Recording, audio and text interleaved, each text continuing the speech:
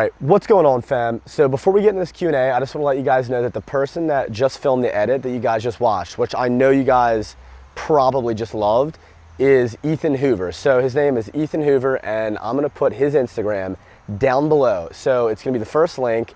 Please guys, go follow him, show him some love. If you guys have any questions about editing or anything like that, shoot that over to him on Instagram. Also, if you guys want any photo shoots, video shoots like I had today, definitely hit. I guess I just got a package, but yeah, anyways guys, hit him up if you guys have any questions or you guys want to do any photo shoots, video shoots. All right, so I get asked this question literally all the time. Am I gonna compete? Why don't I compete? All those types of questions. Now, the reason I haven't competed up to this point is just because I feel like to be competitive at a high level in men's physique, which is what I would compete in, I just didn't have the amount of muscle mass on my frame that I would have wanted. But guys, after this winter, right, I might do a show. So if you guys think I should do a show next summer, comment down below. However, I'm not 100% positive I'm gonna do this yet. Don't hold me accountable, but yeah, I'm really thinking about doing a show next summer just for fun, just to push my conditioning all the way to that next level. It would also be pretty cool to have a prep series for you guys on YouTube, just show you guys my prepping, all that type of stuff. It would suck to prep, I already know it would, because cutting, having only one cheat day a week already sucks. Yeah, I might just see if I can push my body down to that limit and just have fun with it. And another thing is, I get asked all the time, am I gonna do a powerlifting meet? I think this winter, I said this in a previous video, me and Dave are gonna do a powerlifting meet, and we're gonna probably compete against each other at 198, so that'll also be a lot of fun as well. All right, so people have this misconception for some reason that you can only powerlift or only bodybuild. And guys, that's simply just not the case. It's just not the case. Since I started lifting weights, I didn't even really know what I was doing in the beginning, but I was kind of doing power bodybuilding. And what I mean by that is I was squatting heavy, I was benching heavy, I was deadlifting heavy, and then I would go into my hypertrophy work. Now, in my opinion, if you're natural, the best way to make physique results and also strength results is to do a combination of strength training and also hypertrophy training. Now, what I mean by that is you want to start out with a heavy compound. You want to start out with your bench, squat, or deadlift, depending on if you're doing a push day, pull day, leg day, or a full body. You always want to be starting out with a nice heavy compound. And then after you're done your heavy compound, you've done your progressive overload in your heavy compound, then you get into your bodybuilding movements. And this type of training is by far the hardest and longest type of training, but it does produce the best results. All right, Dave's probably a better person to ask this to, but in my personal opinion, I believe that ESP, the old formula of ESP by ESP by Metabolic Nutrition is the best pre-workout of all time.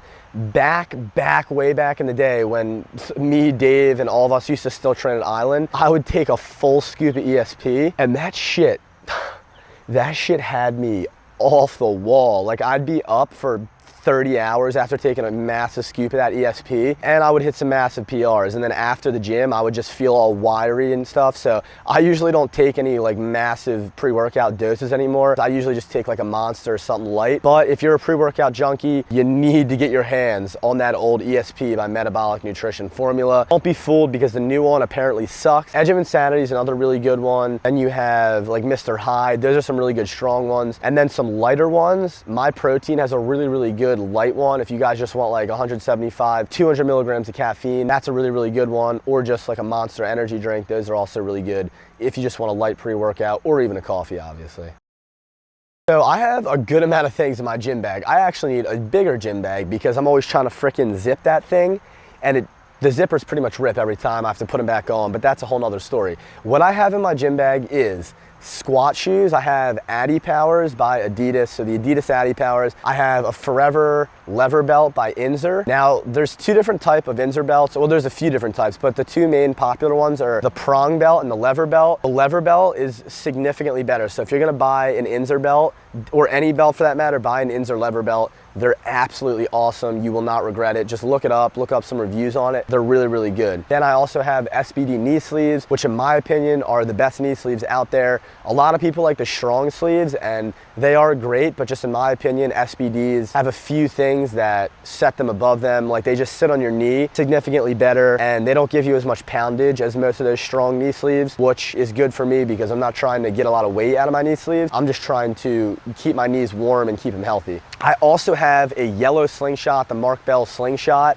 That shit, you gotta be careful because you will rocket ship. I mean literally NASA rocket ship a weight off your chest with that thing if you try to bounce it. So when you use a slingshot, make sure you kind of like pause it, or you really brace yourself and you like start out with a really light weight. But yeah, the slingshots really help with your lockout strength because you can use like 150% of your max and get like a few sets of 5 with it. So really strengthens those triceps, helps out a lot. I also have the Mark Bell wrist wraps.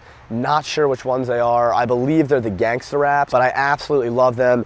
Any products by Slingshot or Mark Bell are really good products. And I also carry chalk in my gym bag, but I'm not allowed to use chalk at like any of the gyms I go to. So I have to go in the corner and like secretly put it on and then kind of look around, make sure no one's around. But yeah, I also use some chalk. All right, so someone just asked, what were my stats when I was 14? So I believe that is freshman year of high school. Yeah, you're 14, your freshman year of high school. So I was 124 pounds. I was 5 feet 6 inches. My squat was probably about 135. My bench was probably about 115, and my deadlift was probably about 185, something like that. So the beginning of my freshman year when I was 14, I was a super weak, small kid just because I didn't hit puberty yet. So yeah, I was definitely super tiny. But by the time I was like 15, my lifts were like a 200 bench, 225 squat, and like a, I don't know, 275-ish deadlift, something like that. So, and I had like a pretty big growth spurt. I grew like 2 inches and just got a lot more filled out. So yeah, that goes to show you, if you're young out there and you think you don't have good genetics or something like that, it literally could just be because you haven't hit puberty yet. If you haven't fully hit puberty or not fully through puberty, it's definitely significantly harder to put muscle mass on. So keep that in mind.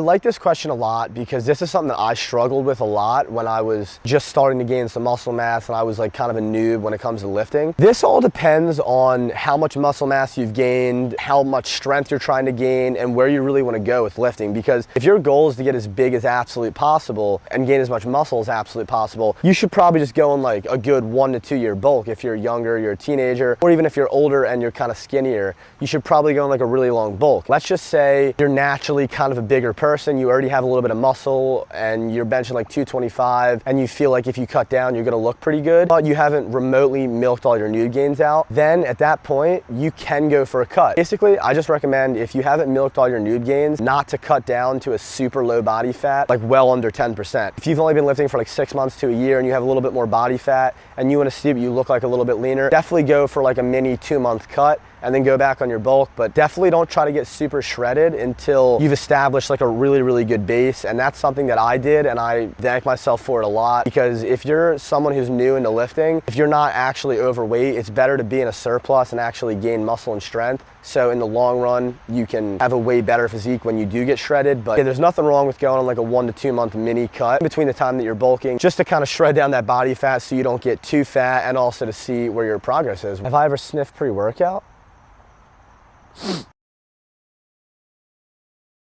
All right, so this is a question I didn't think I would actually get, but I do follow men's bodybuilding, men's classic physique, men's physique. I do actually loosely follow bodybuilding, and I did actually watch the Mr. Olympia. So in my personal opinion, I felt like Phil Heath kind of had a little bit of a distended gut while he was on stage. And for that reason, I felt like either Bonac or Big Ramy should have taken it. But I also understand how William Bonac and Big Ramy didn't absolutely kill Phil Heath. And if you want to dethrone a Mr. Olympia, whether it's physique and you're trying to be Jeremy Buendia, or it's classic, or whatever it is, you have to smoke the champ to actually get that title, because they don't just dethrone a champion just if someone beats them just a little bit. It's just kind of politics. So I do understand how Phil Heath won, but in my opinion, I feel like Bonac came in more shredded, tighter, had a better waist, and I also feel like Big Ramy overall looked better than Phil. He wasn't as conditioned, but his gut wasn't distended, so I felt like Big Ramy and Bonac could have beaten Phil, but I mean, the judges chose Phil. So yeah, I'm definitely happy for him. 7-time Mr. Olympia, that's absolutely insane. So I'm probably gonna start my bulk like mid-November to December. I'm not gonna go obese fat mode with this bulk, is basically what I'm saying. I'm gonna lean bulk. It sucks. I'm probably even gonna track, because last year when I bulked, and most times, most winters, most years that I bulked, I definitely did not hit sufficient protein intake, and I feel like I've been getting stronger on this cut because I've actually been getting sufficient protein intake. And yeah, that's a big deal for me. So probably gonna track my calories this year when I bulk, eat around 3,000 calories. And yeah, that's what I'm gonna start bulking around mid-November, December area. I'll bulk for a few months and then time to get shredded again for next summer. All right, so in my opinion, so I know a lot of people who are obviously older and they drink on a pretty consistent basis, who like go to my gym and stuff like that. I know a lot of guys who smoke a lot of weed. Most people, everybody out there probably knows someone who drinks or smokes, whether you're in high school or whether you're actually over 21, it's just the case. And in my personal opinion, it's definitely bad for training. If you're gonna drink on a consistent basis, it's gonna significantly impact your training. Weed can also do the same thing. If you're smoking all the time or eating edibles before your workout, in my opinion, I feel like that is gonna significantly impact your workout. If you're drinking every single weekend or multiple times a week, you're just gonna wake up the next morning, training's not gonna feel good, you're gonna feel like crap, you're gonna be dehydrated. So doing both of those things on a super consistent basis is not gonna be optimal for training at all. That's why you see all those guys in the top level not doing it at all. But yeah, if you're in places where it's legal, incorporating it in, it's not gonna kill you. Just make sure you keep it under control and you're not doing it all the time. So when I was younger, what I would do for fun is the things that I'm actually getting back into now. Like you guys have seen recently in recent videos that I've been surfing a lot. This winter I'm gonna go snowboarding a lot. So when I grew up, guys, I grew up playing football, baseball, lacrosse. I played hockey, ice hockey, street hockey. I even did some roller hockey. I played soccer when I was really young, but my main sports were football and hockey. So I grew up playing a sport every season of the year. When I got into high school, I played track, I did wrestling, and I did football. And then after my freshman year of high school, I quit all my sports just because I fell in love with training. And as a lot of you guys know who are in high school or college or who play a sport, it definitely impacts your training a lot. And I just loved training and kind of didn't have that itch to play sports anymore. So yeah, growing up, it was all about sports and also action sports. And action sports I'm getting back into now. I absolutely love surfing, absolutely love snowboarding, and I've done both of them for like pretty much my whole life. And if you guys want to see more videos of me like going surfing and snowboarding in the winter and stuff, definitely comment down below because I'm thinking of making some insane edits. I actually know a dude and he's from around this area and he actually was featured on GoPro's Instagram. He's insane. He shoots really cool like surfing and snowboarding edits and stuff like that. So hopefully I'll get to work with him. That's pretty much what my whole childhood consisted of, sports. Do I train abs? So to be completely honest, if you're benching, squatting, and deadlifting heavy, you really don't need to train abs. This is like a cliche saying, but abs are seriously made in the kitchen. People always come up to me and be like, oh, I don't have abs. How do I get abs? And I'm like, you do have abs.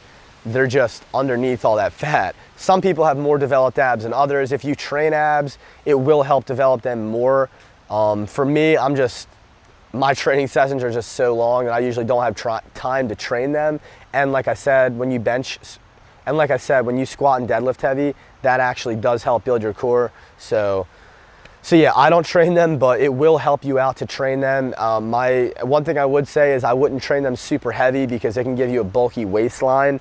But yeah, abs are made in the kitchen. And if you're out there thinking, I don't have abs, you do have abs. You do own ab insertions and ab muscles. You just have to get lean enough to actually be able to see them. Next question, stuck at gaining weight, what changes do you suggest in diet, like increase fats or something? All right, so if you plateau in gaining weight, let's just say you're trying to gain weight, you're bulking up and you've been gaining weight pretty well, you're happy with how you've been gaining weight, and then all of a sudden you just stop gaining weight.